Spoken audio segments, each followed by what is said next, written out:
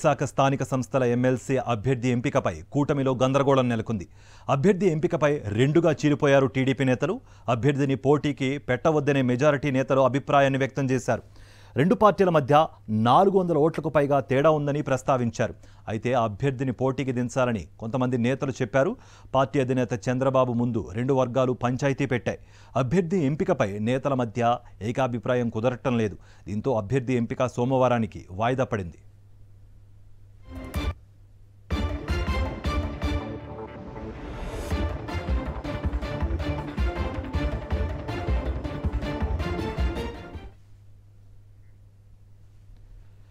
అంటే ఎమ్మెల్సీ అభ్యర్థి ఎంపికకు సంబంధించి టీడీపీలో ఒక క్లారిటీ లేని పరిస్థితి కనిపిస్తోంది. దీనిపై మరిన్ని అప్డేట్స్ మా ప్రతినిధి స్వామినాయుడు అందిస్తారు. స్వామినాయుడు, కార్తిక్, ఈ నెల 30వ తేదీన ఉమ్మడి విశాఖ జిల్లాలో స్థానిక సంస్థల కోటాలో జరిగే ఎమ్మెల్సీ అభ్యర్థి ఎంపికపై కూటమిలో తర్జన భర్జన జరుగుతుంది. ఇప్పటికీ కూడా అభ్యర్థిని పోటీలో పెట్టాలా లేదా అనే దాని మీద నేతల్లో ఒక క్లారిటీ లేదు. ఇప్పటికే కూటమి నేతలు 2 సార్లు, అంటే ఒకసారి అనకాపల్లి జిల్లాలో సమావేశమయ్యారు, మరొకసారి విశాఖ జిల్లాలో సమావేశమయ్యారు. 2 సమావేశాల్లో కూడా అభ్యర్థి ఎవరనేది మాత్రము తేల్చుకోలేకపోయారు. దీంతో పంచాయతీ సీఎం చంద్రబాబు నాయుడు వద్దకు నేడు చేరింది. అయితే ఈ సమావేశంలో కూడా ఒక క్లారిటీ రాకుండానే సోమవారానికి అభ్యర్థి ఎంపిక అనేది వాయిదా పడింది. ముఖ్యంగా అభ్యర్థి ఎంపిక మీద తెలుగుదేశం పార్టీలోని 2 గ్రూపులుగా నాయకులు విడిపోయారు. ఒక వర్గానికి చెందిన నేతలు అభ్యర్థిని పోటీలో పెడితే బాగుంటుందనే అభిప్రాయాన్ని వ్యక్తం చేస్తున్నారు. మరో వర్గం వారు మాత్రము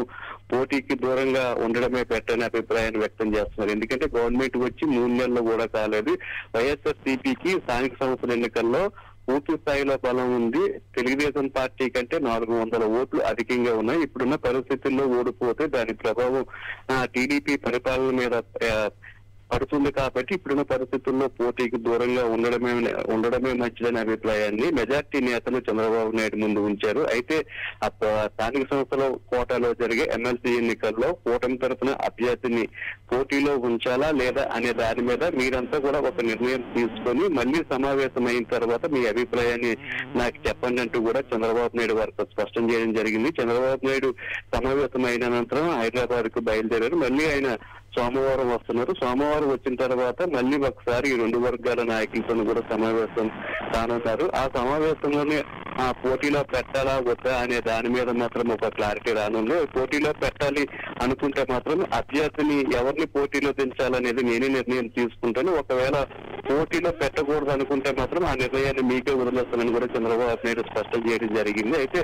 మళ్ళీ ఈ 2 వర్గాల నేతలను ఒక దగ్గర కూర్చొని ఒక నిర్ణయం తీసుకొని వారి నిర్ణయాన్ని మాత్రమే తనకు సోమవారంలోగా చెప్పాలని చెప్పి చంద్రబాబు నాయుడు స్పష్టం చేశారు. సోమవారం మాత్రం అభ్యర్థిని పోటీలో పెట్టాలా వద్దా అనే దాని మీద క్లారిటీ వచ్చే అవకాశం అయితే మనకు కనిపిస్తుంది. కార్తీక్, రైట్ స్వామినాయుడు.